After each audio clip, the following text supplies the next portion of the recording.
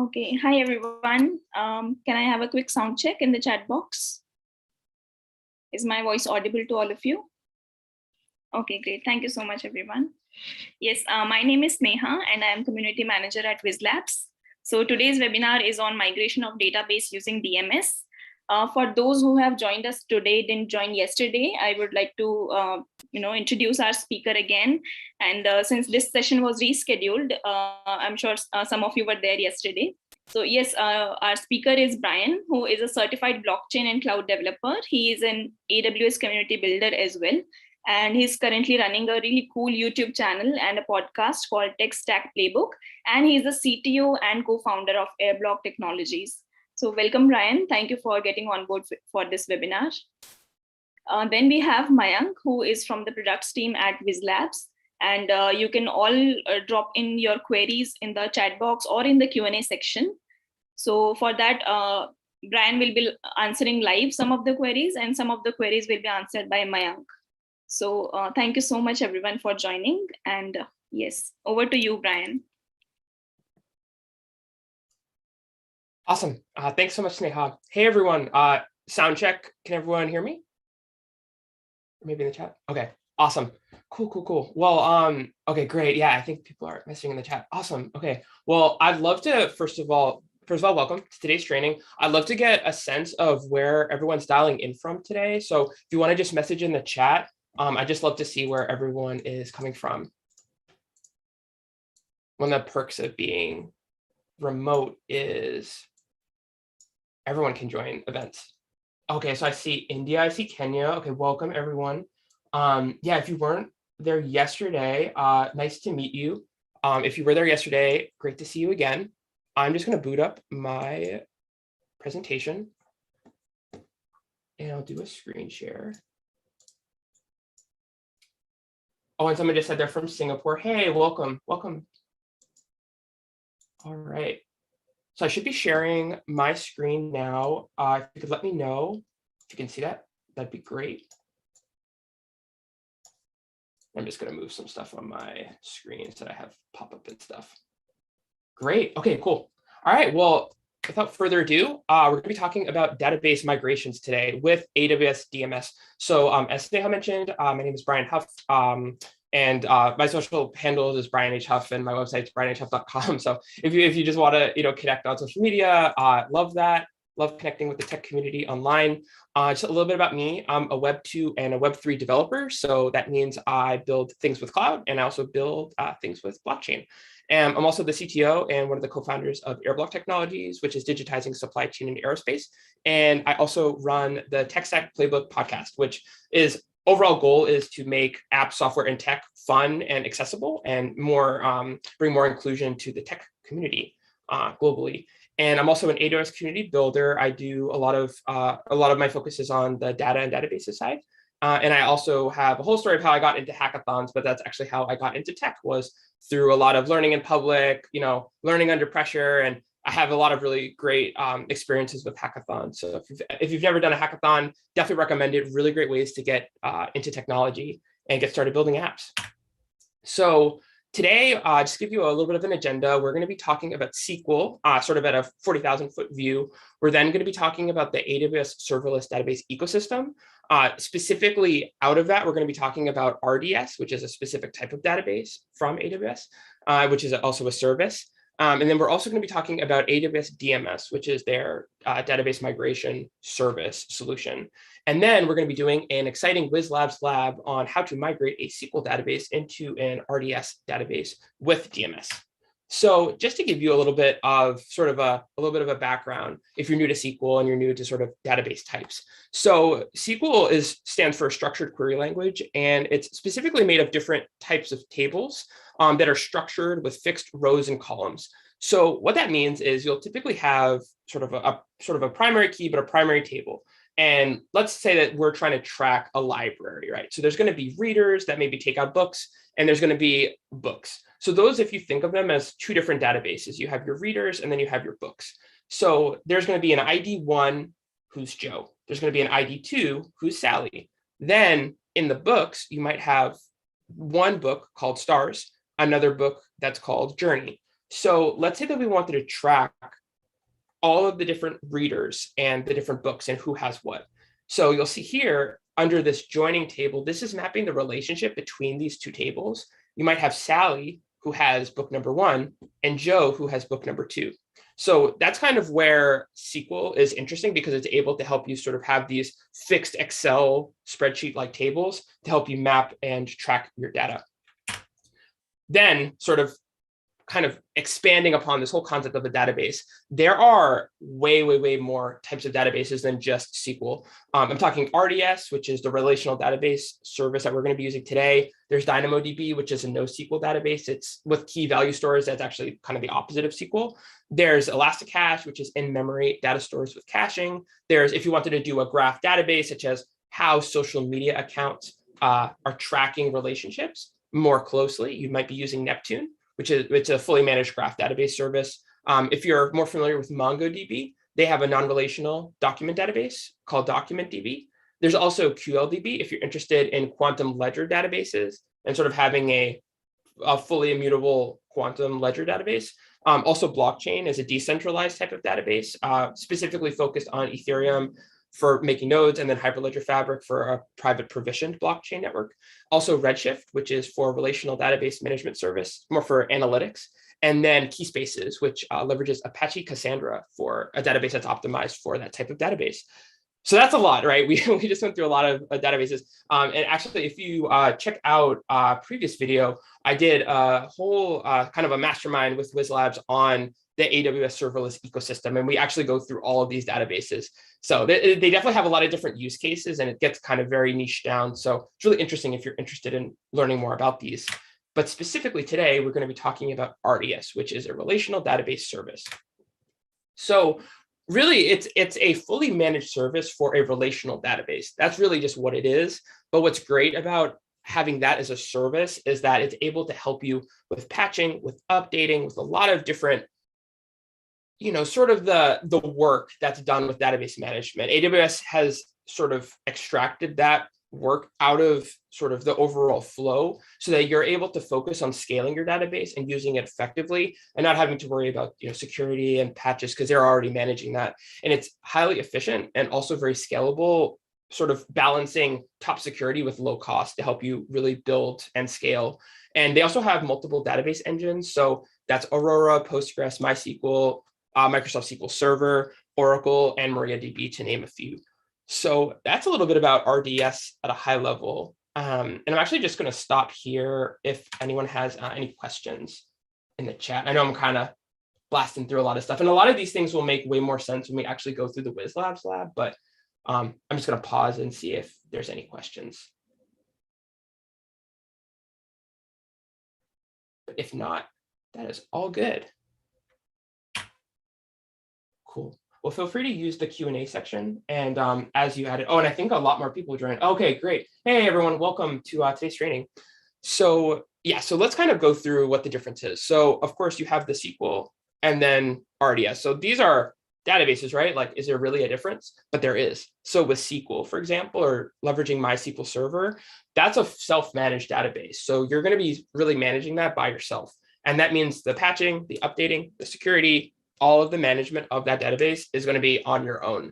And that can be a lot for anyone that's really building out, teams or doing a lot of work, maybe on the front end or back end side. And then this database layer then could become a little bit problematic, because then it's a lot. It's like one more thing that you have to be managing, and you might need a team of people to do that. You might need a single person who's working really hard to manage your database.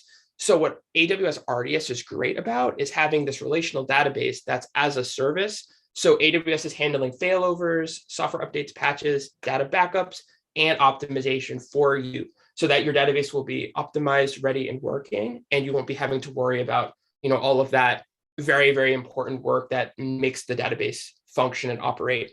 And it also supports those 6 database engines like we talked about.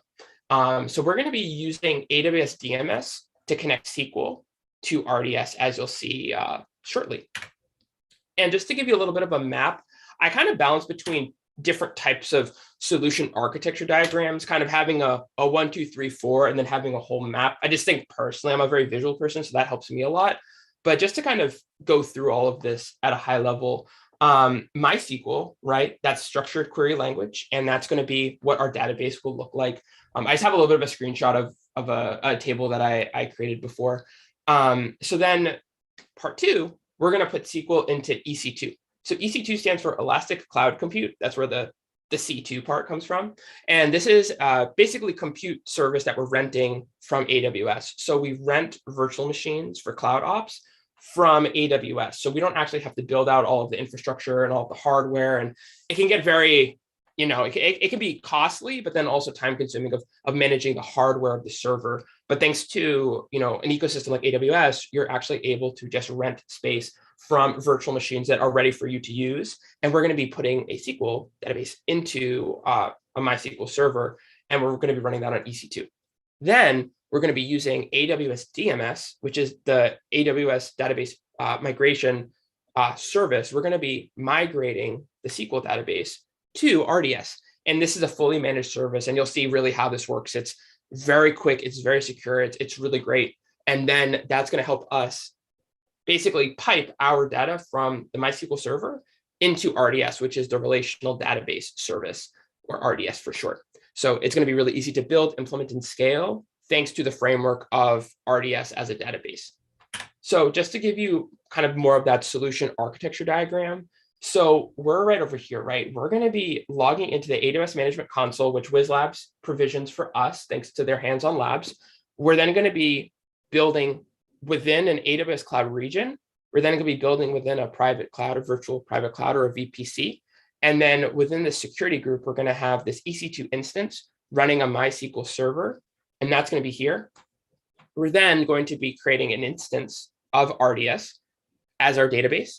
And then we're going to be creating a task to basically migrate all of the inputs from MySQL into RDS. So the MySQL goes into DMS, it communicates with RDS, and then back. So that's how its RDS is able to be updated based upon the inputs coming into it. So that's really the solution architecture diagram. I can just pause also if anyone has any questions. And if not, we can get started with our lab for today. I know I kind of went through a whole bunch of stuff really fast, but I wanted to save more time for the lab and show you all actually how a lot of this stuff operates. But yeah, and I think even more people just joined, which is awesome. So hey, everyone, welcome to today's training on AWS database migrations. All right. So if no one has any questions, we're going to be going into lab time. So we're going to be focusing on the migration of a database using DMS on Whizlabs. So I'm going to get this set up on my screen. I'm just going to stop share. And then I'm going to get my monitor set up.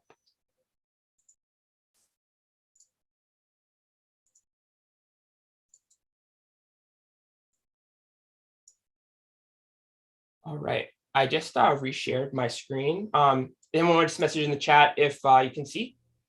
You should see the Whizlabs homepage.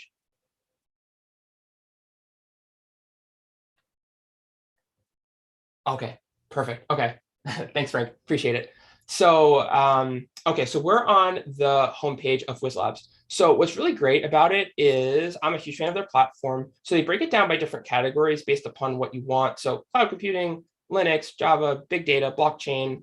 There's a ton of really great stuff, really helping you with certifications, but also building real world skills that can help, in the job market or really on the job for what you might be working in. And just their 5 million plus professionals community is just really strong. And I really like how they explain things, really clearly, but also giving you practical, ways of learning about things. And I'll show you exactly what that means. So we're going to be searching for different ways. So you can actually search through courses, but I know that I want cloud computing. We're going to go to AWS, and we're going to be going to the Solution Architect Professional. So that's where today's lab lives. And what's awesome about this is not only do you get practice tests and video, courses and a lot of instructions, but you also get hands-on labs. And this is actually how AWS will make way, way, way more sense to you if you're completely new to this, or if you're looking to upskill and build your skills. Having the hands-on labs is hands down the fastest way to learn. And also, to be honest, in my opinion, the most valuable way that you'll learn. because that's how you're going to actually see how this stuff works. Like, of course, like you might see this video, but like doing it yourself, you're going to learn so much faster when you are in your own AWS environment. And I really like how Whizlabs creates those environments for us. And you'll actually be able to go to this lab today. If you sign up on Whizlabs, it's a free, it's under the AWS Certified Solution Architect Professional. And then it's going to be the first one and it's free. So we're going to get that set up. And this is what they look like. So when you begin to start a lab, you're going to have a whole bunch of instructions here. This is what we're going to do. So this is like quite a lot of stuff. So you guys are in for definitely a journey as we work on this together. So so when you start the lab, it'll start the countdown timer. It's going to provision an AWS account for you, and you don't have to worry about it. They create the account for you, and then you're able to run all of the different modules of the lab and all the instructions without having to worry about deleting things at the end of it, or recreating things or logging out. I mean, it'll log you out as soon as you end the lab. So we are going to start the lab today, right now, and we are going to dive right in. All right. So we're going to open up this console, and we have our own unique AWS account. So thank you, Whizlabs, for creating this. So I'm going to put that in here. I'm going to log in. All right. So now I have this instance of the AWS Management Console. So this is what it looks like. There's a whole bunch of stuff to explore. They have like a ton of different services. And these are just categories. These aren't even services yet, but these are just a few of the recently visited ones. So what we're going to do is we're going to start, obviously we just launched the lab environment. So thank you, Whizlabs, for that. So now what we're going to do is we're going to launch an EC2 instance. So this is that virtual server in the cloud that we were talking about earlier. So this is how you could start a server. Again, you don't need to buy any hardware. It's pay as you go. And they also have really generous free tiers too. So sometimes a lot of things with free tier eligible, like you'll be seeing, you don't even have to worry about, any sort of, payment, because it's all going to be free. Until you start using, until you go over the server limit, then of course you're going to start paying for it. But we love free tier because that's our favorite price. So we're going to launch an instance right here. And we're going to find the 18.04 server. So this is the Ubuntu server 18.04. We're going to select this one. And we're going to find the T2 micro free tier eligible, because we love things that are free. Love that price. Can't beat it. So auto assign public IP. So we're going to keep some of these defaults the same. It's going to provision this VPC for us and subnets that are related to the VPC, but we don't have to touch any of that yet. But we do just want to make sure that we're going to auto assign a public IP. This is actually how we're going to SSH into the server. So we do need to make sure that that's enabled. And that's going to create that, that public IP address for us. So that's all good. We don't need to touch any of the other items. In terms of storage, we should be good here. We're going to then go to add tags. And this is how we're going to be able to more easily identify resources. I always try to name my resources. Just I know not everyone always does, but I just think it's really helpful to be able to do something like that, just to have kind of tags and everything. So it will have a name, and we'll call it source EC2 instance. Oh, and I will make this a little bit bigger.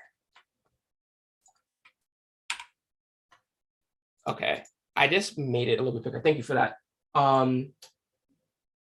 How is that? Is everyone able to see it? Well, I kind of blew it up a little bit just to make it a little bit. So I know it's like seeing on a screen, sometimes it's not as easy, but yeah, feel free. Okay, great. Okay, awesome. Thanks everyone. But yeah, feel free to let me know if I need to make it a little bit bigger too, because we're doing this all together. Awesome. So now what we're going to do is, so we added this, we configured our instance details, we added storage, we added a tag, right? We're going to now configure the security group. So we're going to be adding in some stuff. So we're going to be calling this migration SG. And then we're going to also call that the same in the description. And we're creating a new security group. So that's from that, from the presentation, that's kind of that red wrapper around our environment. That's just a firewall to help keep, or basically to sort of gate and control the traffic coming into or out of the instance. This is just the security mechanisms that we want to put in place. We're going to put on SSH, and we're going to make it anywhere, just to allow me to be able to get into it. And then we're also going to be adding a rule for the MySQL and Aurora, and add anywhere as a rule as well. So that's going to be great. And we should be good here. So looks like we've done all the instructions. Everything looks good. So we are now, oh, and just to note, we're going to be using this port later on. So as you'll see, when we put in 3306 and you're like, where's 3306 coming from? That's where this is coming from. You'll see it'll make more sense, but that's where that number is coming from. So just pay attention to that. So when we review and launch, we see all of this type of stuff up. We'll be able to launch it. So we're going to launch. And this is really important. So just make sure when you create a new key pair, you want to make sure that you are able to keep that going. Oh, and I see some questions popping in. I'm gonna launch this instance, and then while it's loading, I'll be able to answer your questions because it'll take a little bit of time. So that'll be perfect time for Q&A. But thank you. Yeah, feel free to use the Q&A section or the chat, and I'll get to your questions. So DMS migration key. We're going to download this key pair. And we are actually, I'm going to just remove that previous one.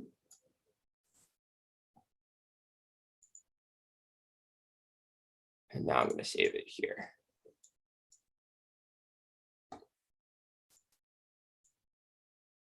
Cool. So now I'm going to launch the instance. And it looks like everything is good so far. So now that I have this key, that's all installed or all set up. So this is going to take a couple of minutes for this to actually get set up, and we can actually view this instance as it's building in real time, and this will give the instant state. So when that becomes accessible and ready, we'll be able to actually start logging into the database. Okay, so thank you for the question. Okay, for security reasons, shouldn't only your public IP be allowed for FTP? Yeah, so this is obviously just for demo purposes. This is kind of just to give you kind of a quick, nosedive into a lot of the lessons and a lot of these skills. But yeah, you of course would want to be managing the firewall and doing a lot more security gating just to make sure that you don't have people that are going to be accessing your server or your environment. We will be putting a password and everything onto the server, so that'll actually be a protective mechanism. But we of course do want to make sure that we're not allowing anyone to just get into the server. So yeah, there are of course more optimizations, but we're just kind of going through just sort of a very easy way to set up a demo for something like this. All right, so hopefully that answered your question. So we're going to be now trying to log into our instance. So when you create a server, right, you're going to get this public IP. So that's going to be the way in which we connect to this. So that's going to be this one right here. So I actually have like a separate notes document, and I'm just going to note those for myself. And something that that definitely use like a note-taking tool, because sometimes when you're working with a lot of different servers or different databases, it can get kind of confusing of like what's for what. So I'm just making a note. I'm going to call this EC2 instance, and that is my public IPv4 address. Okay, awesome. So we've got that. Now what we're going to do is we're going to load up our terminal window. And what we're going to do, so Whizlabs has a great set of instructions on how to actually SSH into an EC2 instance. So I'm on Mac. I'm actually just going to pan for anyone that's on Windows, just so that you can see that, because I know there might be some people that are on Windows. So on the replay, hopefully you'll be able to check this out too. So that's that. So hopefully that's helpful on the replay. So now what we're going to do is we are going to now cd into.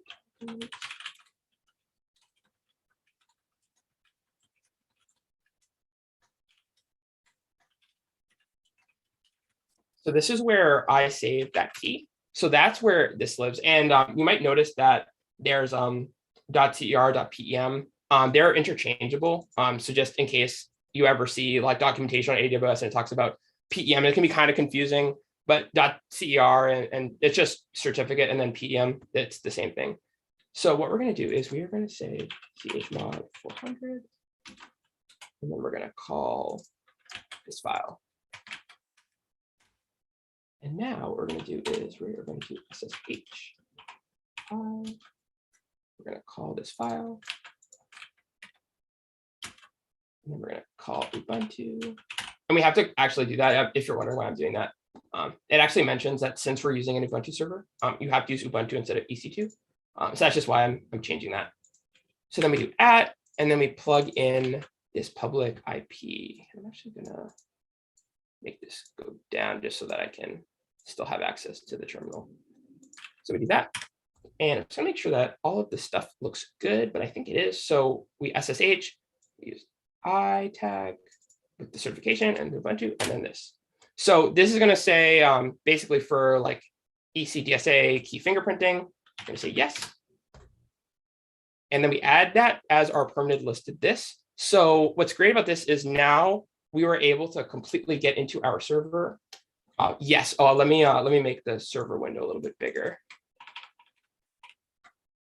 I realize that the terminal window gets really, really small. Okay, thank you for that. There you go. Yeah, hopefully that's better. Is that can you message in the chat if the terminal window is readable? Hopefully it should be.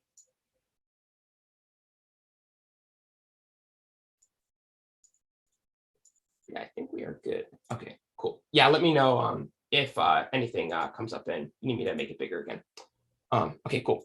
So just for anyone that wasn't able to, increase a little bit more. Sure. Let me do that.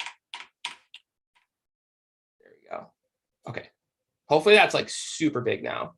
That's like my whole screen. Okay, awesome. So what I did was I just got to the folder that I saved the certificate key there. So that's just what I'm doing. Like I'm just CDing into where it is. So then what I do is I do chmod 400 with the certification.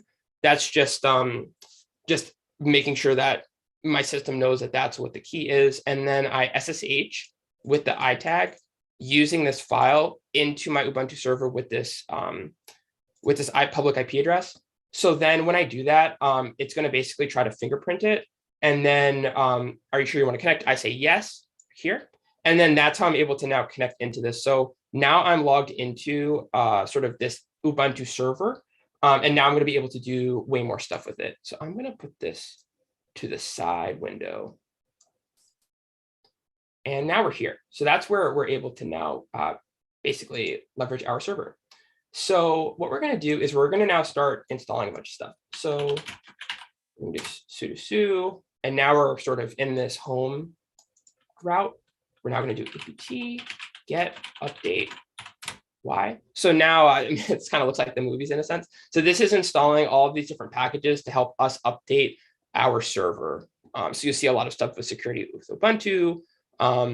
Just different, EC2 related items and packages. So now what we're going to do is, and I'm just going to make this a little bit more up just so that it's not at the bottom, a little more in the middle. So now what we're going to do is I'm going to do apt get install MySQL server y. So now I'm installing MySQL server into my EC2 instance. So now what it's doing is it's just unpackaging MySQL server core 5.7. And now it's going to be basically pushing all of these files into my server so that it can run. And this takes a little bit of time just for it to install everything. Hi, Brian. Brian, can you check the Q&A section once? I think some of them are not able to check the terminal window. Oh, you can't see my commands running. Are you able to see it though, like in the middle of the screen? Anil, can you confirm once?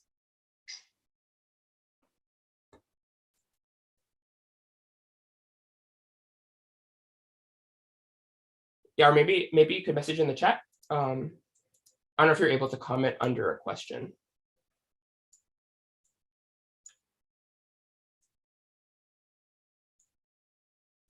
Yes, I can see the command window, but the cursor is down. optimally visible to me. The cursor is down. Do you mean cursor as in the different windows? Let me know. Oh, you can't see what commands are. I see what you're, because there's like a lot of stuff that's like all the, okay. I think I kind of understand what you're saying. Yeah, I'm using, if you're able to see the Whizlabs thing, I realized kind of with the green, it might all kind of blend together. So what I did was I did sudo, that's how I got into the root user. I updated the packages with this command, and then I installed MySQL with this command. And then what we're going to do is we're going to log in with MySQL.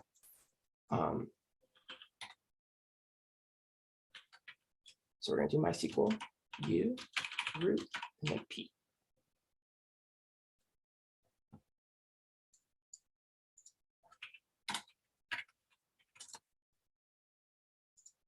Okay, awesome. Okay, cool. All right, should be good. So I'm going to be doing this. Maybe I'll highlight some of the commands just so you can see. So we're going to do MySQL u tag root and then p tag. And then that's how we're going to basically log in to MySQL.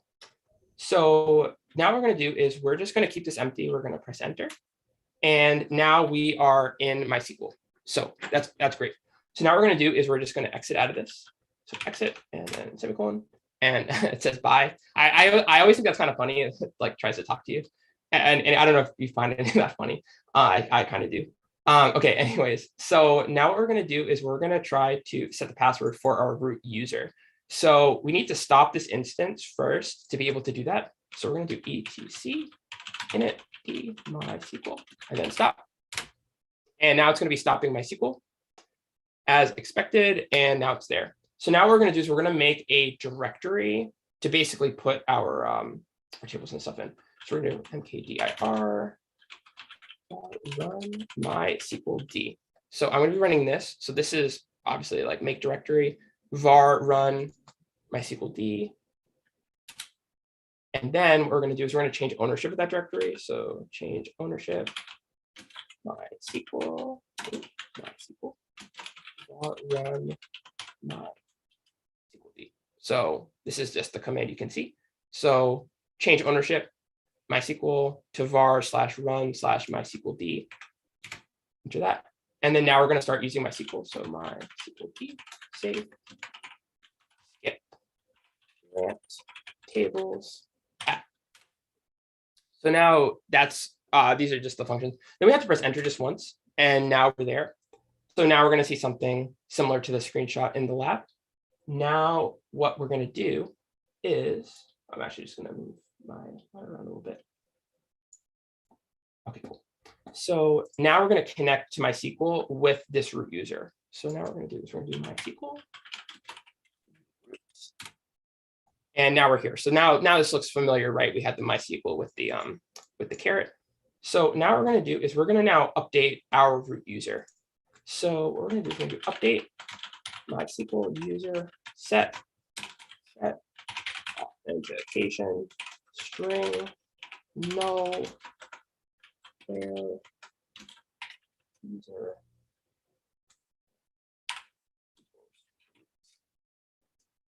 so make sure that there's not a space between user and view. There shouldn't be. I'm just double checking. Yeah, we're user. Okay, cool. So what we're doing is basically setting, so updating MySQL server with the user, set authentication for that user, and then call it root. Oh, I forgot to add that thing. Oh, yeah, so you have to do that again with the semicolon. So that's how it changes. Always remember that semicolon. Cool. So now what we're going to do is we're going to flush privileges.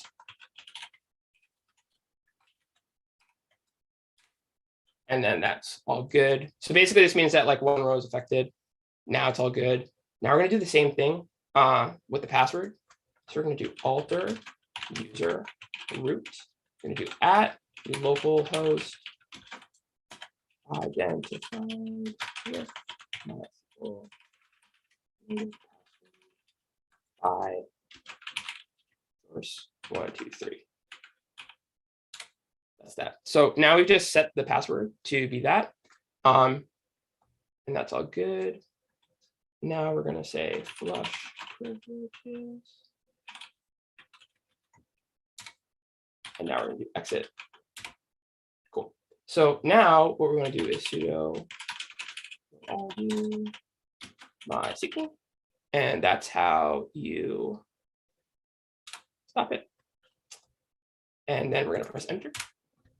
So now we're going to start with this command. So we're going to do etc MySQL start. And we're there. We're going to now log into MySQL. And if everything worked out, we are going to be able to log in. All right. So now we're able to log into MySQL and we're there. And that's how you know that you're there, because it'll look like that. So we did a lot of stuff. All of this is just kind of setting up our playground here to be able to use MySQL. And this is like a lot of stuff just to get the server running. But we got there, we're doing it, and this is great. So now what we want to do is we just want to confirm, thanks to Whizlabs instructions, we just want to confirm that everything's here. So I see this all looks good. I'm going to now exit out of this. And now we're in that home.ubuntu route. So we are all good here. And now we're going to update the MySQL configuration file. So if you've ever used Vim, Nano is like the secret brother, sister, cousin of that. So it's basically the same thing. So we're going to use Nano, MySQL conf.d.mysql.cnf. So we're using Nano to get into this configuration file. So I'm going to go enter. So now this is like a very kind of long configuration file, but we're specifically going to be trying to look for 4 specific things to help with our configuration file. So it's the bind address, it's the server ID, it's the log bin, and the bin log format. I don't know why it's not log bin format, but bin log format, but I did not create this, so I did not know how they came up with that. But in terms of the bind address, so you're going to basically just scroll up and down on your mouse until you find the parts that you're looking for. So what we're going to do is we're just going to delete that. We're going to add 0. And add 0. So there should be 1, 2, 3, 4. There should be 1, 2, 3, 4 zeros here under the bind address. We're then going to go under the server ID. And it's going to be down a little bit. Yeah, it's right here. So some of this stuff is commented out. So you just want to make sure that you're catching it. Be a little sneaky. So server ID is here. And that's 1.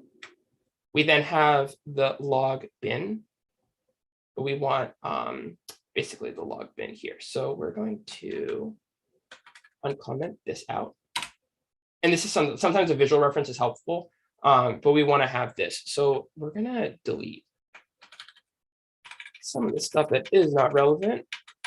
So it's just, we just want the MySQL bin. We don't need the log. We just want MySQL bin. So that's the log bin. And then we set that to MySQL bin. We're then going to make the bin log format and do tab, go to row, and that's it. So of course we have the bind address here, which is 0000. And then we have these other items here. So this is the server ID 1, log bin, which is MySQL bin log format, which is here, which is row. And we should be good to go. So those are just the 4 elements that we need to allow our configuration file to be set.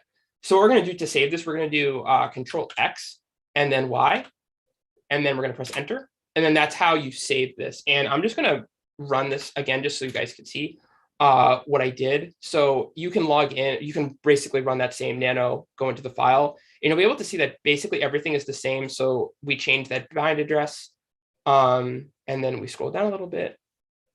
And the server ID is this. So all of these items that we just saved. So just to confirm, sometimes when if you're in Vim or Nano, you just want to make sure that you did update everything correctly. And of course we did, because we are on it on a Saturday morning.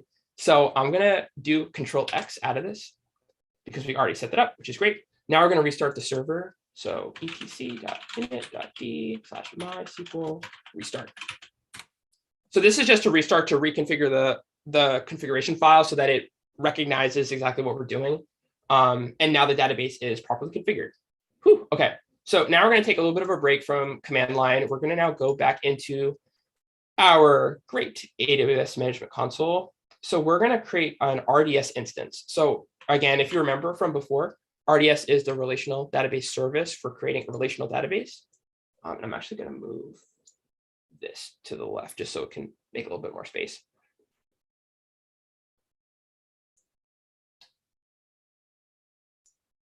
And while the RDS instance is going to be created, we'll be able to like take questions and anything. So if anyone wants to post questions in the chat or the Q&A section, feel free, and then we'll be able to answer your questions.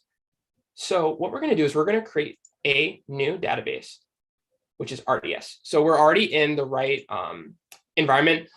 Just a really quick note, always make sure that you're basically creating the same resources in the same region.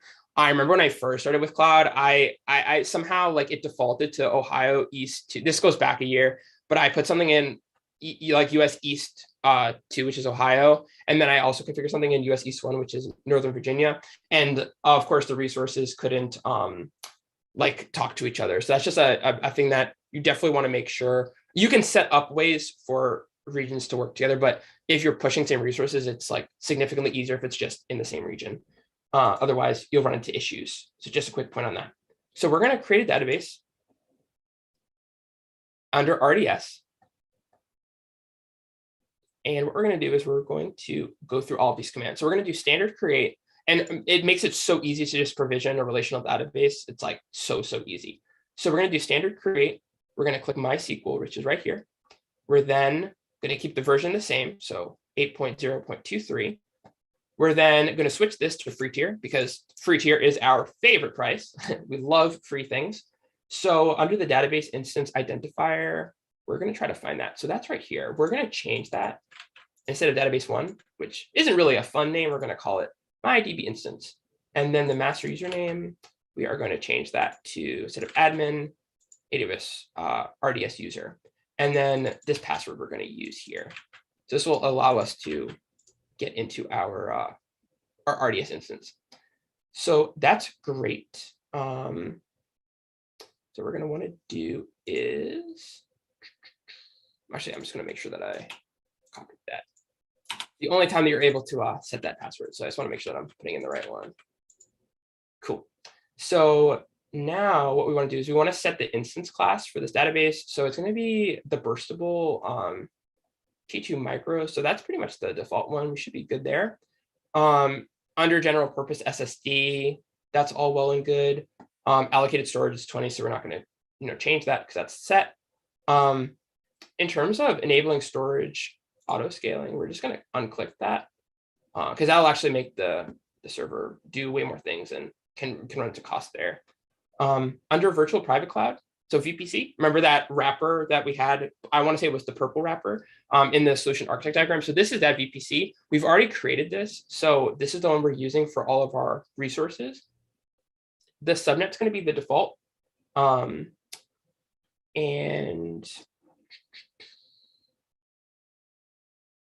let me just make sure that we are all set here. So subnet, yeah, default. Public access, we say no. Security group, we're going to actually say choose existing. We're going to remove the default one, and then we're going to choose migration SG. So this is what we created in the previous step. And then we're going to scroll down to additional configuration. Did I say something about AZ? No, not AZ. So it should be good there. And then we're going to scroll down to additional configs. We're going to now give it a little bit more descriptive names just so that we can find it. DB parameter group, default, option group is default. We're going to uncheck automated backups. Cool. We are going to make sure that everything else is unchecked. And everything should be good for maintenance window. So enable auto mirror version upgrade. We're going to uncheck that. And for this maintenance window, we're going to say no preference. And then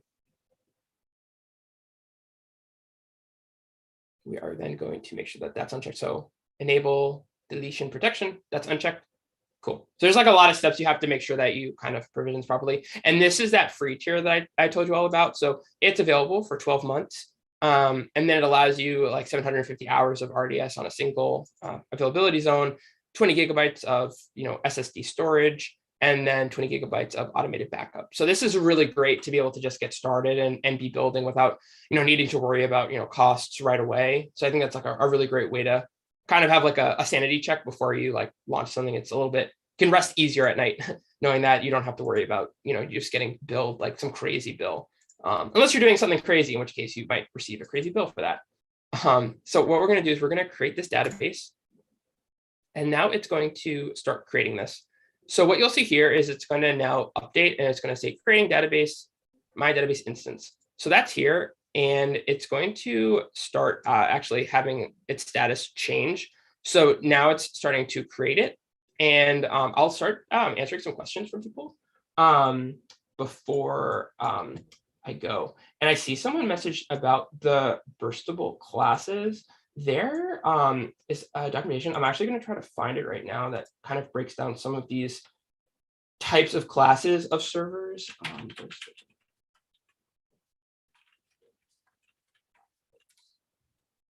Because hopefully this is helpful. It gets really nuanced of like basically how it all works. But there's this really great blog post that I'm going to drop in the chat for you.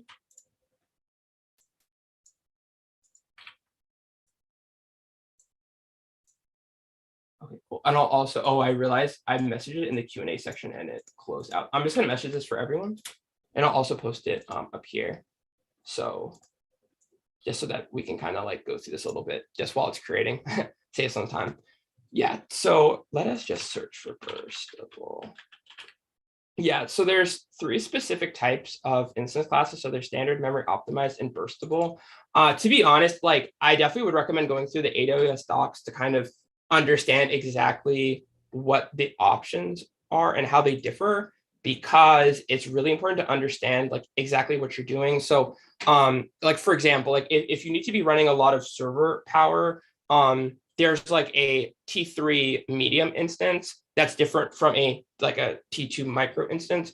So the T2 micro is obviously smaller than a T3 medium, but the T3 medium might be helpful if you're powering, like I know for Hyperledger Fabric, if you're running a server for that, that's a decentralized database, and that takes a lot of compute power. You're going to need that medium type of server. Then, we're just having basically a database that can manage with SQL.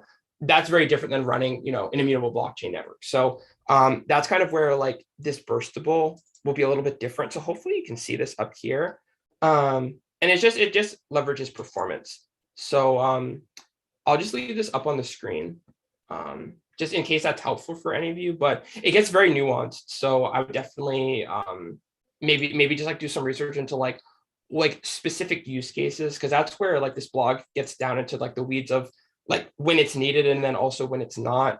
So it specifically talks about like spikes. So like if you started having like a flood of requests or reader writes to the database, that's where like you might need to really be concerned about increased usage in a very specific short amount of time. Then if you know that the data is the data and like people regularly like access it, and sort of predictably that they might use it on this day and then, or use it consistently at this time, and there's not sort of this variable change that could happen.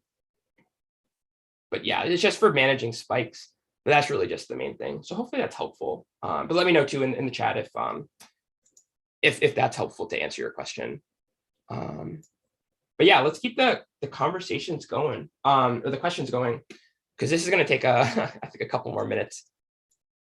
Because it's configuring all of this for us, which is great. But so that we don't have to do it for ourselves. But sometimes it kind of can feel like we're just watching water boil at a certain point when it's like, oh, is it done? Is it ready? So do that. Oh, and I see someone. Oh, Mike, I think you're answering that question, right? Yeah. Do you have a document which talks about what are all the prerequisites going to actual migration step?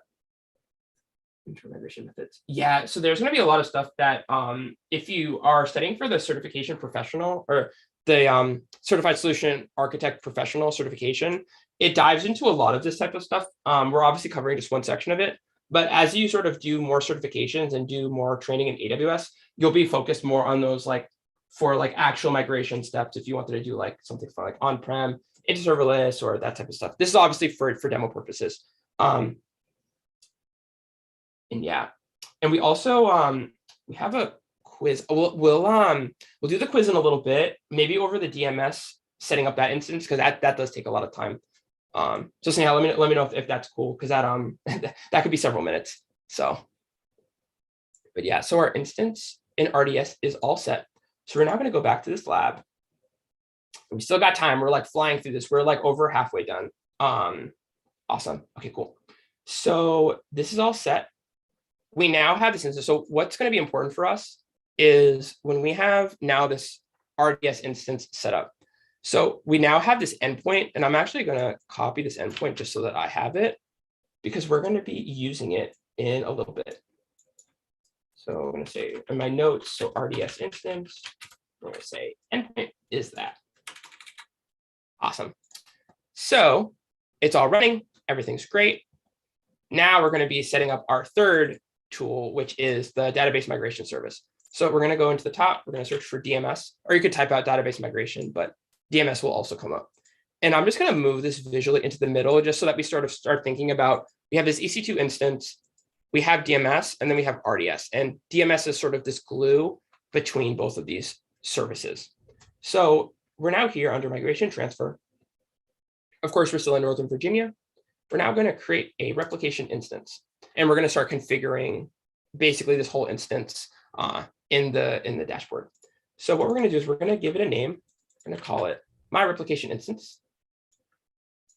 We're then going to give it a description under here. And now we're going to get T3 micro, but we do have to enable previous gen instance classes. And I know someone was talking about sort of like, different types of classes and what's the difference. So we just want to get the DMS T2 micro. It's a much smaller. This is like the free tier T2 micro instance that we want. So we just need to make sure that we can access that. So we have to click that to get access to the DMS T2 micro. So now we have that, and that's all good. Now the engine is the same. We're going to keep that as the default. Allocated storage, we're going to drop that down a bit to 10. And under VPC, so this is where we already create our VPC. There's one VPC, so we're going to have this as the default. We are then going to do multi-AZ, and we're going to select dev or test workload for single availability zone, which is what we're doing. We don't need multi-AZ right now, unless we want to scale this app to global users. But right now, this is just for demo, so single is okay. Publicly accessible, we're going to say check. And now under advanced security and network configuration, I'm going to click that down. So all this stuff is set up. So it's already setting up the subnet for us. Availability zone is the default. VPC, we're going to now choose migration SG, which is what we set up in the beginning. And the KMS key, we just keep that as the default. And we're going to leave the other settings the same. We're going to now click on create. So this is now going to create this instance of DMS within our account. And then what we're going to be able to do, because I think someone was messaging about this earlier, of how basically how do they communicate itself? It already exists. Oh, okay. Sometimes I have to reselect it, and then it'll go. That happens sometimes where you have to like re-click stuff. Yeah. So sometimes you just have to like, I don't know, select and then unselect stuff. Sometimes like, when you select things like the server's trying to connect a lot of things together. So in the environment. So sometimes you just gotta rerun things or restart. But yeah, so that's gonna start creating. This is gonna this will take some time because this is gonna create this whole instance. And this actually is the most amount of time that the instance, like the most amount of time we'll have to wait for an instance to get set up. But yeah, Sneha, are we? Oh yeah, we'll do it towards the end. Okay, cool. Yeah, so we'll just wait. So if anyone has questions, I see that, okay, we had like 15 people messaging in the Q&A, which is awesome. So everyone knows where the Q&A section is. But what questions do you have?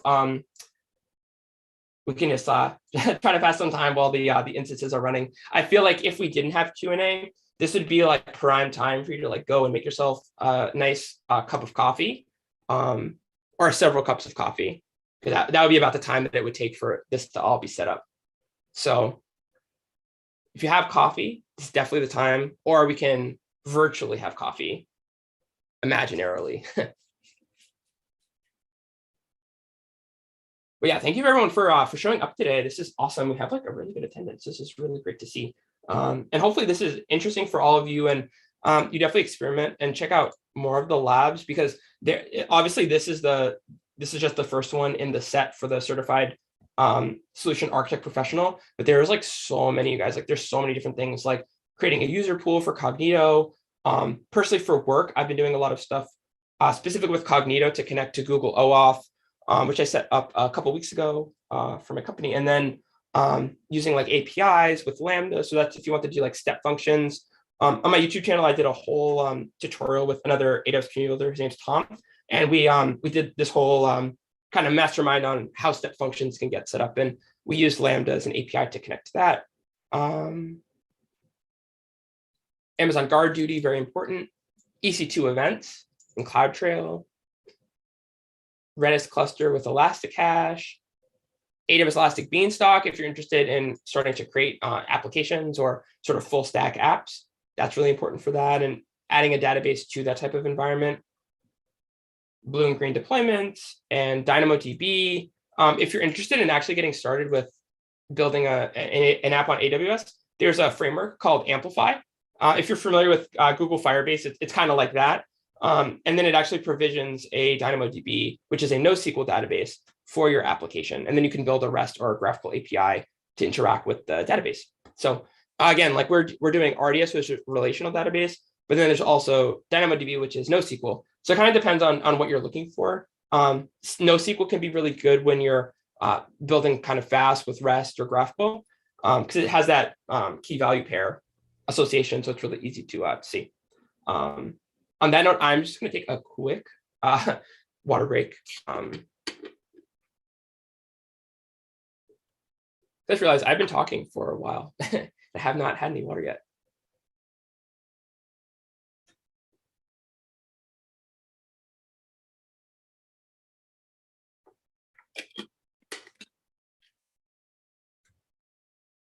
Yeah, and then there's a ton of different labs too. So if you're like importing JSON data file into DynamoDB, that can be really important if you're, again, working on your like an API or something that's related to apps.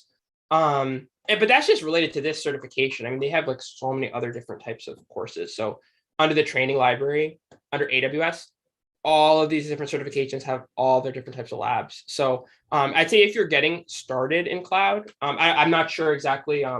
I didn't see the answers to that first poll of like how familiar people are with AWS, but the certified cloud practitioner is a very good option for that. And Whizlabs has practice tests, hands-on labs, and video courses. So you're going to be able to really dive down into the fundamental skills of AWS. So when we were creating the VPC, this teaches you about the VPC wizard and how you're able to, get that set up. You're going to be introduced to API gateway. SES, which is the simple email service. That's actually, if you've ever tried to check out a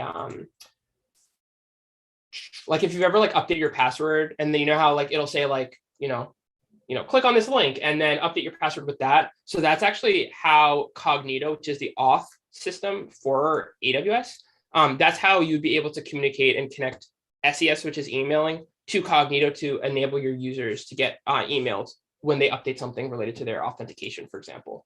So you'll sort of start to see how a lot of these tools are connecting together. You have S3, which is object storage. So that's how you're able to upload, big media files like a PDF or, a video or multimedia or something like that. S3 is really primed for that type of storage because it can be really costly to store that in a database. So you'd want to put that, in sort of in an object bucket. which is what S3 provisions for that. So if you've ever like uploaded photos, or like your profile picture, or like a cover photo, it's probably going into S3.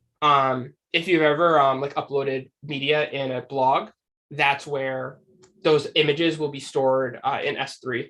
So it's kind of interesting in on dev.to, or the practical dev, on their blog, you can actually see when you upload a file, it'll create an S3 bucket link for that file. And it actually shows in the markdown when you insert an image. So if you ever want to check that out, it's kind of S3 in action, sort of how they're able to allow you to save files or images along with your blog.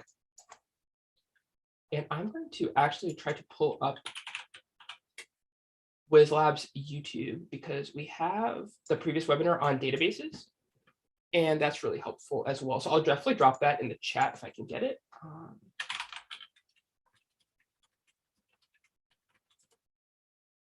We'll see if I can get that. Yes. Okay, cool.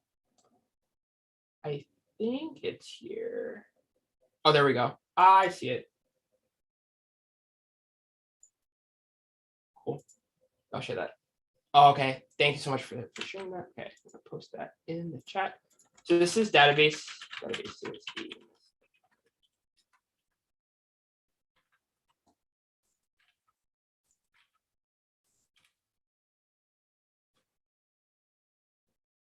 Awesome. So that's definitely worth checking out. I go through all of the databases that I that like are in this. So it's like a whole hour and a half of like, you'll kind of see as I'm scrubbing like all the different databases and everything that we have in AWS at your disposal. So okay, so our replication instance was finally created. Awesome. So now what we do is we're going to check the lab. We still got time. We have so much time. Okay, we're like basically almost done. So now what we're going to do is we're going to click on the My Replication instance. We're then going to note a couple things down. So I have my note stock up. What I'm going to be doing is storing all of this type of stuff. So I'm going to create in my notes, so DMS instance, and I'm going to note the private IP address, and then also the public IP address. So those are both of those. And those are going to be important for us to connect sort of the source and the targets for the migration task, which we'll be doing in a second. So we have those saved. Awesome. So now we're on task 8. So now we're going to SSH back into our source EC2 instance. And what we're going to do is we are going to now do sudo. We're going to do MySQL root ptag. So just as you can see in my terminal, so sudo su and then MySQL utag root ptag. This is now going to ask me to enter in my password, which I'll enter. And now we're logged into MySQL. So now what we want to do is we want to grant root access to this replication instance that we just created with the MySQL server on EC2. So there's a lot of parts at play here. But we're going to basically write this command. So I'm going to now do grant all on ***2. I'm going to say root. I'm going to say @ and then I'm going to put in that private IP replication instance. So that's this. I'm going to close that out. Say identified by, and then I'm going to put in, and then I'm going to put that semicolon. So this is all set. So now what we're going to do is we're going to do this again. Say grant all on ***to root @ We're now going to do the public IP address, which is this one. Then I'm going to put that there. Let's say identified by source 1, 2, 3. And we're going to do that. That looks all good. So now we have that. So now we've just granted for the public and the private, which is awesome. We're now going to do flush privs. So flush privileges. So again, for anyone that's like kind of following along, so I do 2 grants. So this is the grant script 1, grant all script 2, and then we're going to do flush privileges just to save the changes. Oh, I have an error in the syntax.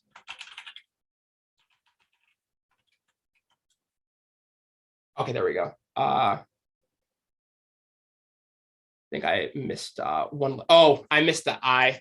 Those pesky spelling errors, they'll get you sometimes. Okay, so now we saved all the changes to this, which is great. That's one of the things that's good about using a SQL is it'll let you know if something isn't working. So now what we're going to do is we're going to now, or actually we're going to exit first, and then we're going to restart the server. So we're going to do exit. So it says bye. So now we're out. We're now going to do /etc init d/MySQL restart. So just for anyone that's checking. So what we did was we exit out of this. We're going to now restart our SQL server. So we're going to press enter. It's now restarting MySQL. And that's all well and good. And now the replication instance, has access for our MySQL database. So now what we're going to do is we're going to create endpoints for DMS. So now what we're going to do is we're going to go here, navigate to endpoints. And we're going to now create endpoint. And we're going to create two of these. So the first is going to be the source. And we're not going to collect that. We're going to actually choose that with target later. So what we're going to do is we're going to do source MySQL. So that's the endpoint identifier. And then we're going to have a descriptive ARN. So it's an Amazon resource name. This is really helpful if you're connecting resources in Amazon together. It's just kind of an easy to use name that it will help you kind of when selecting stuff later on. So in terms of the source engine, these are like so many different sources, but we are going to choose MySQL. And we're going to provide all of this access manually. You can do it with the secrets manager, but we're just going to do this manually here. So now what we're going to do is we're going to put in the server name. So I already have the server name here, but it's the EC2 instance here. I'm just going to exit out of that. So it is this one. I'm just going to copy that and put that as the server name. And the port, remember what I said, remember about 3306. So that's where the port is coming from for this MySQL server. We're then going to put in the username and the password is here, which is great. So that's how we're going to be setting this up. And then what we're going to do is we're going to now test this up. So I'm just going to just double check, make sure that this is all set. So we've got the name here, we've got our server, and that's coming from here. It's 139. And then port 3306, username and password. All right, so we should be good. So what we're going to do is we're going to test this. And if everything is set up, then it should successfully connect. So we will see, hopefully we'll see a success mark in the status. And that'll be good. And I'll also break right now if anyone has questions on anything so far and how everything's going. We're doing quite a lot in a very short amount of time. So I know we're kind of going at definitely speed of light here, but obviously there's a lot to cover. And of course, feel free to always, explore and experiment with other AWS services and solutions. I feel like the best thing you can do is just get started building an app. Even if you're I want to clone Instagram or I want to clone, Facebook or build a Google search or something like that. Yeah, that's going to be one of the best ways to get started. Okay, I just saw a question. Okay, cool. So do we have to enter public and private IP address of the EC2 machine in DMS? Yeah, so what we're really are doing in a sense is a lot of this stuff is already set up within Amazon. So a lot of this stuff is we've entered it in already and it knows that this is the SQL server. So in a sense, we've already entered in the public and private IP address of the EC2 machine. We're just now kind of pointing to it. So a lot of the architecture, when we created that VPC, it knows that there is the SQL server. It knows what to look for. And when we are testing it, it says that it's successful. So that's how it knows. That's how we know that it knows where this SQL server lives. And that's why that is successful. So a lot of that stuff's been entered in already. And that's why, again, a lot of these things are managed services, which are really great. So we don't need to worry about entering in a lot of the addresses. You probably would need to do that if you were connecting from an on-prem database, but we're doing everything completely serverlessly, which makes it so much easier. Okay, and I see a question in the chat. So here we're testing cloud EC2 to RDS using DMS. What about on-prem to cloud DMS migration method, or how to create an endpoint for source? Yeah, we're not covering on-prem today, but that's a great use case for how you would be theoretically connecting another type of database into, RDS, for example, with DMS. But that's like a whole other process. A lot of times right now, a lot of companies are just building with serverless. So that's kind of like becoming the de facto standard. So these are really relevant skills. And of course, they will sort of be on-prem depending on your use case or data security and that type of stuff. But that's like a whole other type of migration, which we unfortunately aren't able to cover today in the short amount of time that we have. But definitely would look into on-prem data migrations to AWS, because that can be a whole process as well. It's really interesting too. Okay, so we have this set up. So that's going to be from the SQL source endpoint. We're now going to create another endpoint, and this is now going to be target. So that's the target instance. We're going to call it, and this, we're also going to make sure to check this. So this is to check that this is an RDS instance. We're now able to see that this is RDS. So to the previous question, it's able to now know that this is the RDS instance that we want to create. I didn't have to type this in it. It just knows that this is within our VPC. So we're able to just check that. And now it's already going to auto import a lot of this information for us, as opposed to us needing to do it, necessarily ourselves. So my DB instance, that's already there. We want to do a descriptive name. Here, MySQL, target engine, MySQL here, and provide access this here. And what we're going to do is with the server name. So it's going to auto bring this in. Sometimes that I personally just like to do is just double check that really is the server endpoint, just to make sure, because we just want to make sure that this is getting set up in the best way possible. So I'm just going to do Command F, and it looks like that's there. So I'm pulling this endpoint here from our RDS instance, and then I'm just double checking that it's here. So that's great. Okay, cool. So with the port, if you remember, 3306 is our port number, which is great. We're now going to make sure that this is there. And we're going to double check this, put that in there.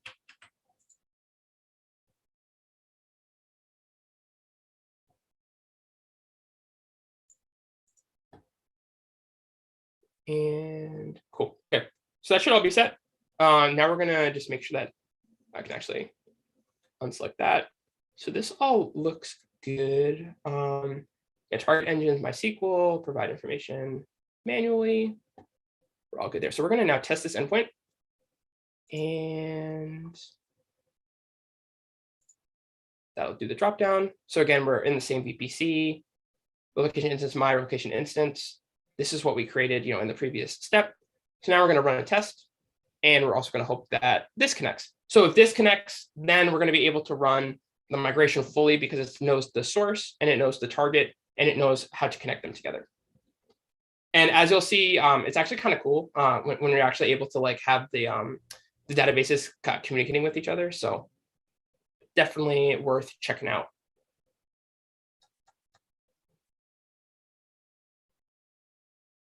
But yeah, so if anyone has any questions, feel free to drop them in the Q&A section, and I can answer them. Oh, and actually, if you still want to answer them, I'll get to them in a second. But this just passed, which is great. So we're now going to create our endpoint. Okay, so we are almost done, everyone. So now we have the target and then the source. So these are the two different endpoints that we need. They each have their own ARN on their own port with their own server name, right? Obviously, that's using MySQL. So that's great. So now what we want to do is we want to create a simple custom database on our source EC2. So we're going to now go back to the command line. We're now going to, we're already SSH'd into it, so we don't have to do that again. But I'm going to now connect to the MySQL client, so MySQL, and just make sure that this is all set. Password. So we're logged in. So now we're going to do create database school DB. So we're now creating a new database. We're going to show databases. And now you see that these are just the things that are in the database right now. So we just added school database as a database. And what we're going to be doing is basically building more items into this specific database. So what we're going to do is we're going to then switch to this database to use it. So that's the thing with SQL. So you have to create the database, make sure that it's there, and then use it, which basically just means like, it's kind of like CD into it, but it's called use. So use school DB and then enter. So the database changed. That means that that's the active one. So now what we're going to do is we're going to create a sample table of students. So this is a table of students. And then we're obviously creating with subject. And then there's these different variables that we're going to be having as a part of this, with the primary key being the subject ID. So that's sort of what this table will look like. So we're going to copy this. So thank you, Whizlabs, for getting us this sample table. And one of the benefits also to like doing it in a lab like this is obviously, like if we were doing like an on, because I know people are sort of mentioning that like on-prem to, RDS, something like that. This is really replicatable when you're kind of working on your own. If we were like having like on-prem database, it would be like making sure that everyone has the same database in the same location. And then it could be a little bit confusing between like Windows and Mac. So sometimes it's like easier to kind of use this as this model. And then of course, like if we wanted to like dive into more like niche topics of migrations, that's where it's like easier for you to like have those skills down, and then you're able to then go and start experimenting. But this is something that we could just replicate as a lab, right now and see. So what we just did, so we just created this table of students. We're now going to do show tables. And now I see students here, which is great. So now what I'm going to do is inside of this students, I'm going to add all of this data. So I see that there's John Taylor with English, there's Mary Smith with science, there's Ted Miller with math, and Suzanne Carpenter with arts. So I'm going to copy this. I'm going to post this into SQL. So now what we're going to do is we're going to select all from the students database. And now I see this table here, which is all of this information that we just entered based upon the primary key, which is the subject ID. So it goes 1, 2, 3, 4, kind of like in the beginning when I was kind of walking you through SQL. That's where all of these items are coming up. So what's great about this is now we're going to use this. We're going to keep this in the command line in the terminal as kind of proof of this lives in our database. So now what we're going to do is we're now going to exit out of this.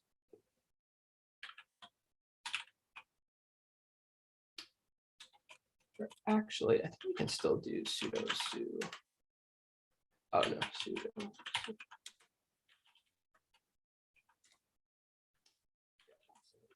Just exit out of it. That might make it easier. Yeah, okay, cool. So now we're going to do is sudo su.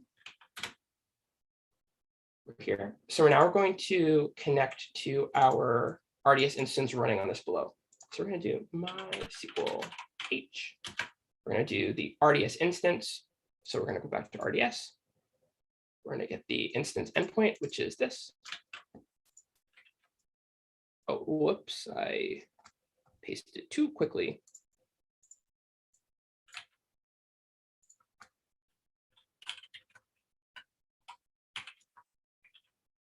There we go. And then for the username, do this. And then P.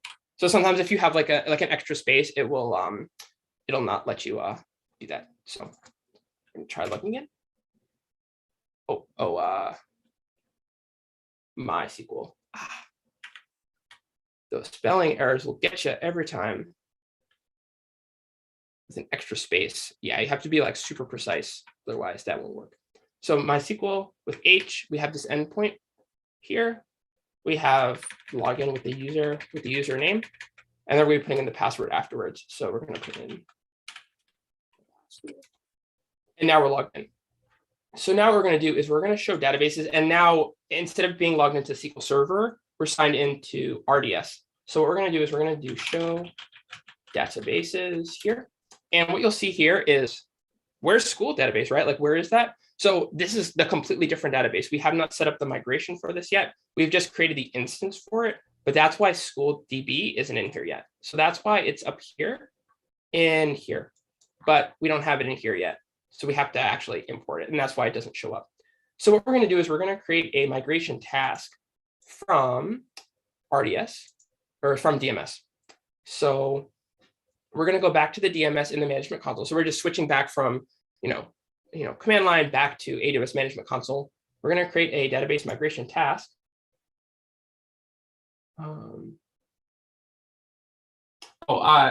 Neil, thank you so much for your question. I'm going to answer that in a second once I'm just setting up the task. That'll take some time, and then I can answer your question. But thank you for posting that in the Q&A. I'll get right to it. So we're going to navigate back to this. What we're going to do is we're going to create a task. We're still in the same region. We're going to do create task here, and we're then going to start putting in all this information. So database migration task is this. The replication instance is going to be this one. So it's already set up for us. We're then going to do a source database with the endpoint. So if you remember from before, we've already set up all this stuff. We're kind of just basically like clicking around, but that's where the target database, my database instance, this is the RDS instance. The source is the SQL Server endpoint that we created in the beginning. So that's where we're creating this replication instance, and it's already pulling from this. So that was someone was asking a question of basically like how source and target connect. So source is SQL, target is RDS, and DMS is glue that's connecting the flow from SQL to RDS. So now what we're going to do is we're going to keep this. We're going to migrate task. So we're going to migrate existing data task, migrate existing data and replicate ongoing changes. So this is going to allow basically when things are pushed to SQL, it's going to push that to RDS through DMS, which is great. So all of this stuff looks pretty good. We're just going to check the task settings. So now there's going to be some stuff that we have to change here. So we're using the wizard to set this up. For target table preparation mode, we're going to do nothing. We're just going to change that parameter. Include LOB columns in replication. We're going to make sure that that's limited LOB mode. In terms of maximum LOB size, we're going to make that 32, but it's already that, so we don't have to worry about it. Enable validation, we want to make sure that's unchecked.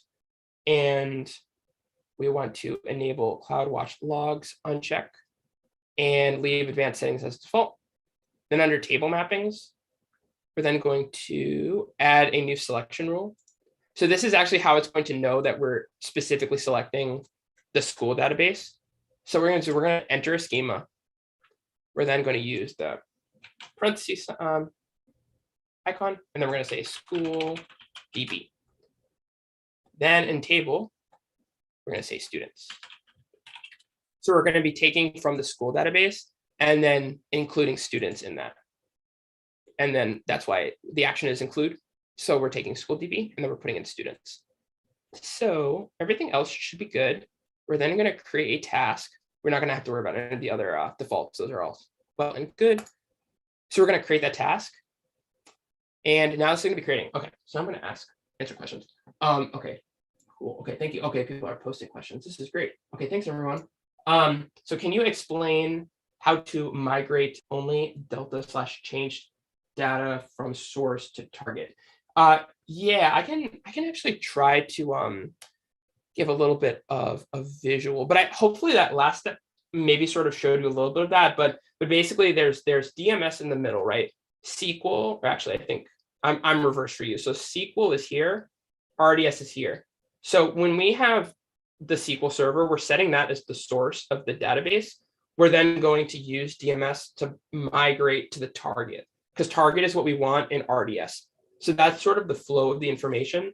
So then we specifically define the schema that we want to define, and we want to migrate over. So that's what this step is. It's just there's a specific set of schema, which is school DB, and then we're taking this table name, which is students, and then putting that there. So when this migration task is created successfully, that's how it's going to know, like when SQL updates and changes, it's going to tell DMS like, hey, update in SQL, send it to, RDS, and then that's how it's going to be able to connect together. So hopefully that answer your question. Okay, why to enter table name? Should it not migrate all the tables? Yeah, so that could be kind of like a scalability issue that could come up where, like, let's say you have like tables with like thousands and thousands of items. So what could be a huge burden in terms of cost for you is like if you have a default of include everything, kind of like the a good, probably relatable example is if any of you have ever used React for a project, there's the node modules folder, or like if you have like a Node.js server, you have like node modules as the dependency packages. So imagine you had to like every time that you like run something, you have to like do like npm or yarn install. Like that's going to take a lot of time, and especially if you're doing stuff with the database, like it could incur like a lot of cost for you. So that's why you want to be super precise of which specific schema, which specific table, and which specific information you want to send, just so that you're not, sending all of the data. Like theoretically you could, but it'd be very costly for you to do that. So Suman, I hope that helped to answer your question. Yes, and then Vamchi, can DMS be used for on-prem data migration? I'm going to see if I can just try to find like a link for you guys, because I think that's definitely like a question of interest. But yeah, I know we're not really covering that today, but there is the AWS environment that's actually kind of, it's really helpful. This is specifically how to migrate to an RDS instance or SQL using AWS DMS. I'm going to drop that in the chat for you guys so that you can see it. But that explains how to migrate this using DMS.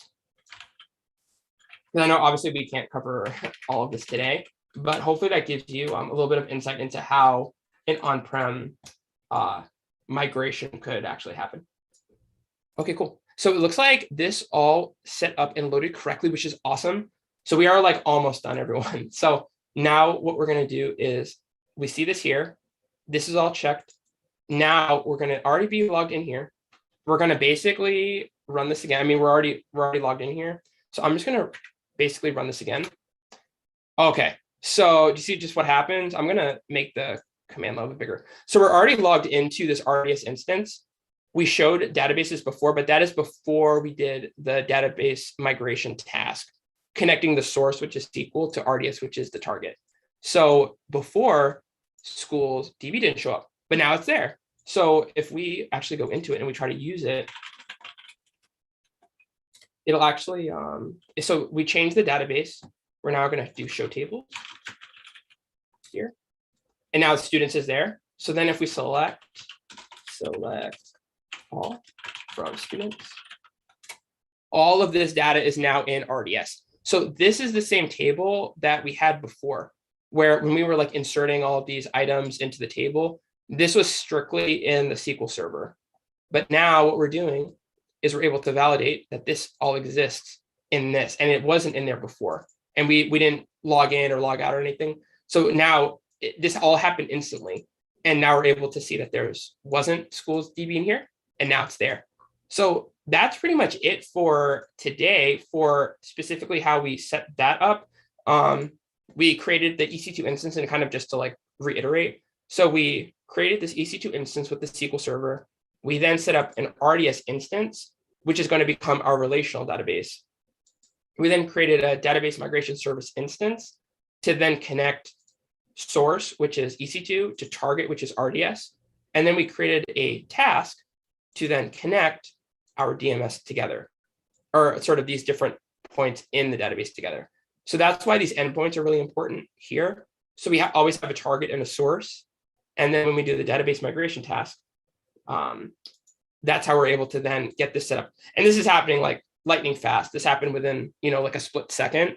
So that's how we were able to get, 0.01 of a second. But that's where we're able to then get this information here. But yeah, so that's pretty much it for today. And of course, I think like the fun part of like going through the labs is like validating it. So it's going to run a check, and hopefully Whizlabs will let us know that we did this correctly. Yay. Okay, cool. So status is success. I always feel like that's like a good like ego boost to like get like all this done. And we did so much in like a very short amount of time, with moments to spare too. But basically we did all of these things. So definitely I'll scroll through this, but if you actually go through this lab yourself, these are a lot of skills. There's EC2, there's RDS, there's DMS, there's everything. So pretty much all these skills that you have to know. These are all, what the industry would want to for you to know. So that's really great. And I'm going to just end this lab with 16 minutes to spare, but really great job, everyone. Thanks for hanging in and watching this lab. This was like super fun. And I hope you all got a lot of value out of it. And we'll just give it a great live webinar with a smiley face, because why not? Okay, cool. Cool. So we did that. So now I'm gonna just unshare my screen for a second. And I'm going to bring the quiz up so that people can do the quiz and maybe win something. ... Let me just pull this up.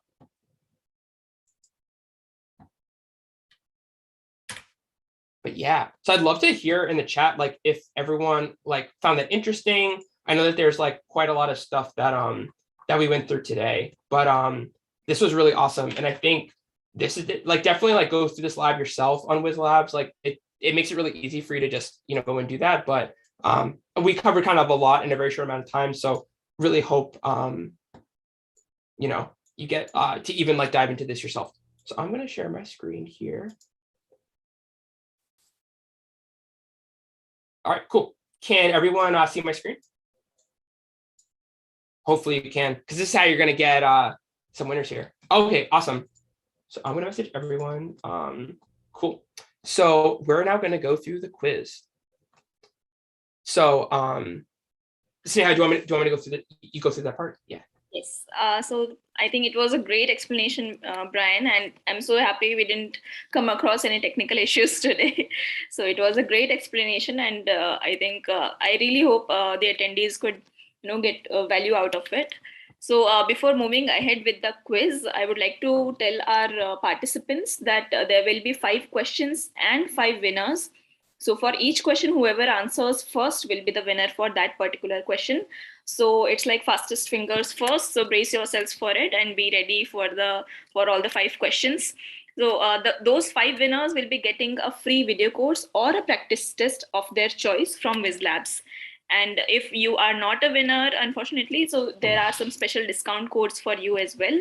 You can get a flat 40% off on our video courses or practice tests. Or if you are interested in our subscription, with which you can access the entire training library at Whizlabs, then you can purchase our premium subscription at a 20% discount. So you can take a screenshot of this particular slide if you want to purchase right away. And anyway, we will be sharing the slides and the recording with all of you via email. So yes, all the best for the quiz. Go ahead, Brian.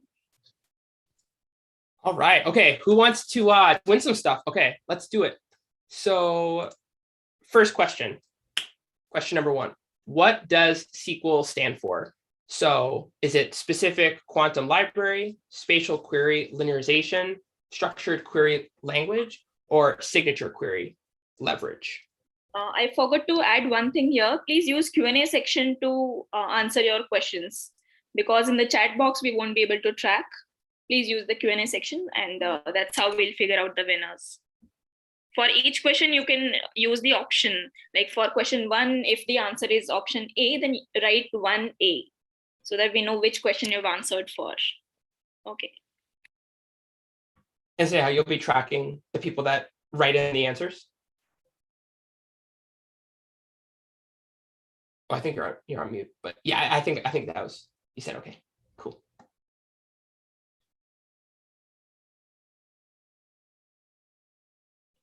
All right, so we'll hold on for a couple of minutes. I see a lot of people messaging in the chat. Okay, this is great. Or the Q&A session, so that's awesome. Yeah, there's so many responses. Wow, this is awesome. Thank you everyone for attending this, by the way, on a Saturday morning. This is really, well, this might be, depending on, it could be afternoon or evening for you as well as morning. Covering all time zones today, so that's awesome.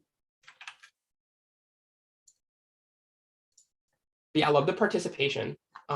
Okay, cool. I'm gonna give it like 1 more minute for anyone to put in the Q&A section, and then we'll move on to question number 2.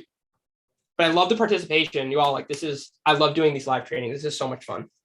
So you all, like, it's really fun for me. So I hope this was enjoyable and you guys learned a lot as well.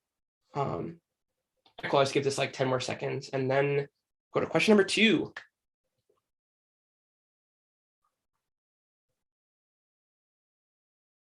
All right, 3, 2, 1. All right, question number 2.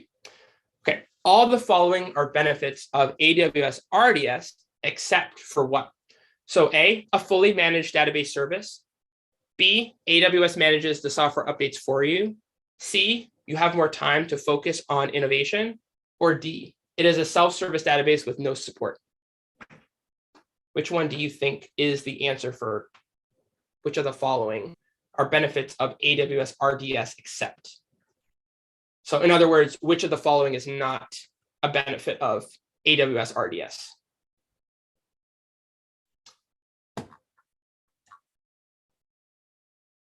Whoa, okay. Way more people are answering it. Okay, this is awesome. Yeah, keep them going. Yeah, and I feel you definitely want to make sure to find the Q&A section. So that is to the right of the chat button in Zoom, in case you need help finding that.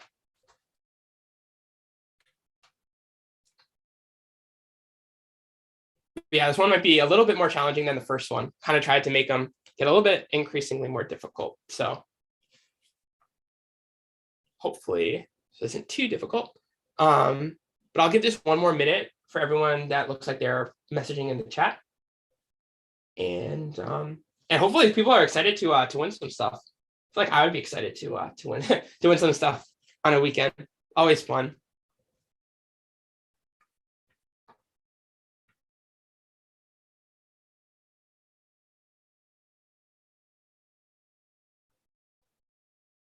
Yeah, I'll just give this 10 more seconds. So last chance for question number 2. Which of the following are benefits of AWS RDS except?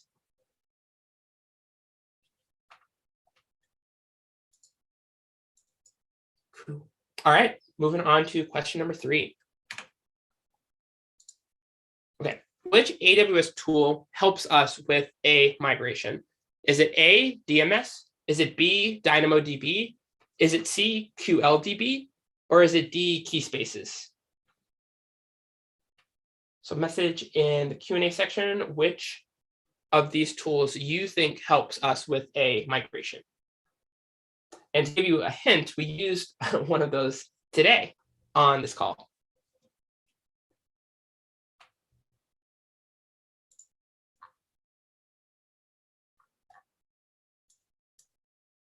Okay, awesome. We're getting a lot of people answering on this one. Okay, this is great. Okay, thanks everyone.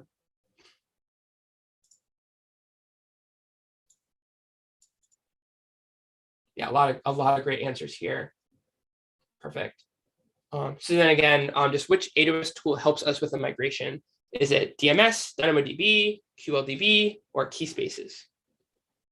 And I'll give this just one more minute and then go on. And we're about halfway done. We have 5 questions. So after this one, we have 2 more questions left. So if you want to win one of those really cool prizes, definitely make sure to get your question or your answers to the question in the Q&A section.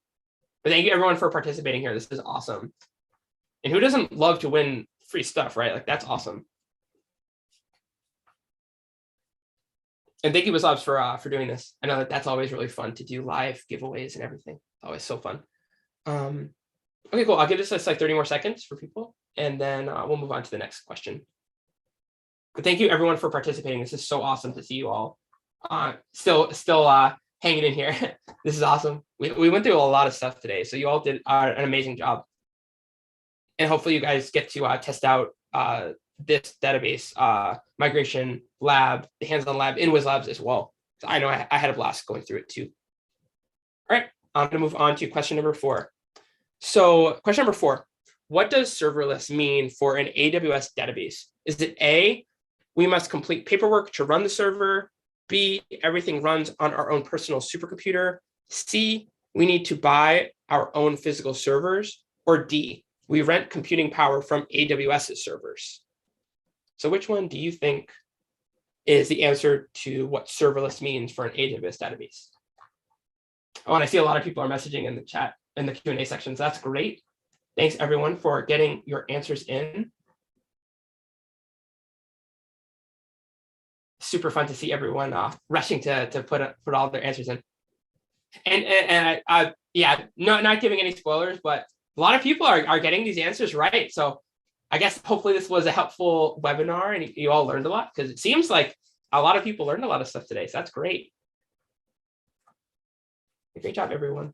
Cool. I'll give this just another minute, and then I'll move on to question 5, the last question.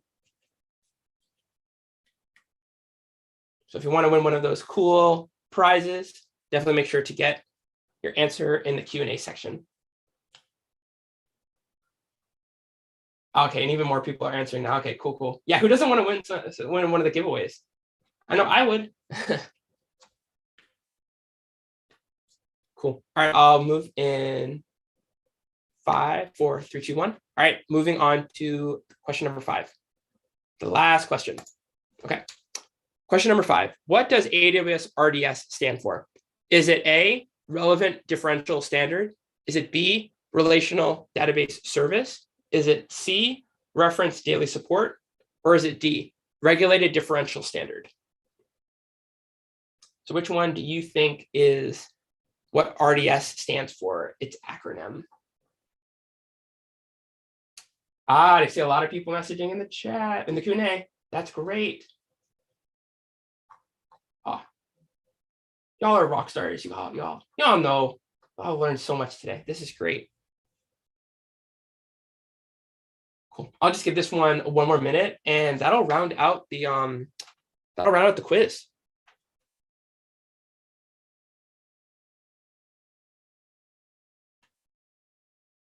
But you all did it.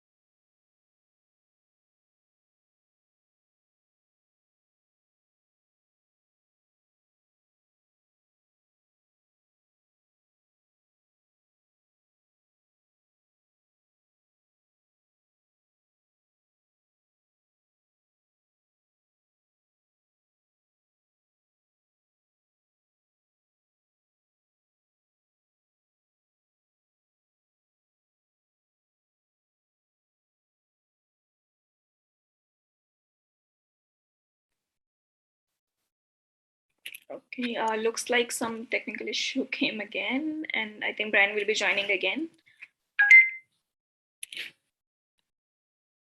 No problem. So yes, I think he's messaging. Yes, he's joining. So guys, thank you so much for answering, and we will be announcing the winner shortly. And yes, you can follow us on social media for our next webinars. I'm quickly going to send a link over here. We have more than 20 sessions on our YouTube, so there are recordings available. If you want to check these out, you can go to this link and watch at your convenience. So thank you so much, everyone, for joining, and stay tuned for our next webinar. We'll be announcing the details very soon. Thank you so much, everyone.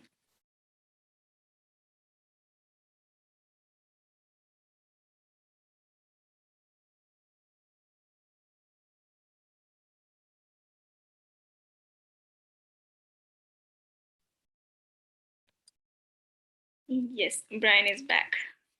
Hey everyone. Too. Yes. We got hit with a snowstorm where I am, so we might be having a little bit of Wi-Fi issues. I think everyone answered for the last question, right?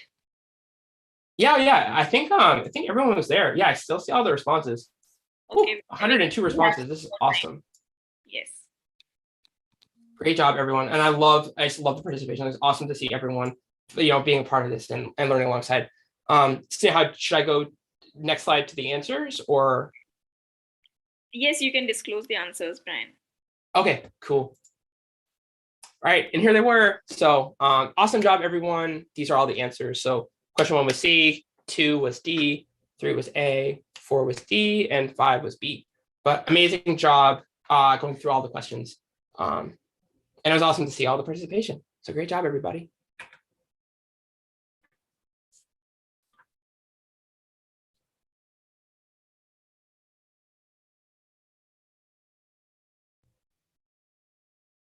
Okay.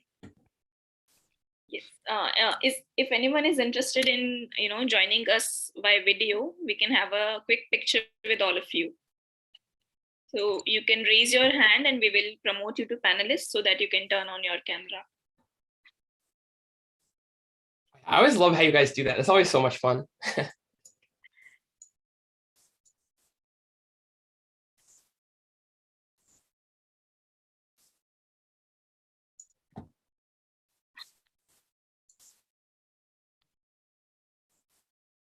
Have one big ginormous selfie. Yes, people are joining. Okay, great.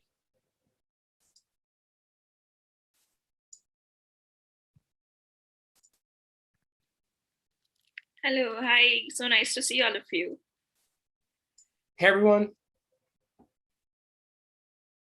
How many of you were there yesterday? Yeah. Yes, you were there. Oh, okay, great. Okay. Nice to see you again. Yeah. Awesome. Okay, those who have joined, do you mind switching on your video, please?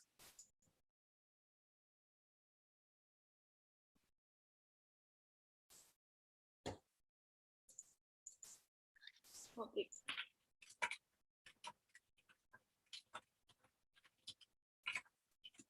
Great, we can have a quick picture. So are you all ready with your poses? Should we like pose? Should we say like, hey, or put our hands up or thumbs up? Yeah. Thank you so much, everyone. See you in our next session. Thanks, everyone. Had a lot of fun. See you all next time.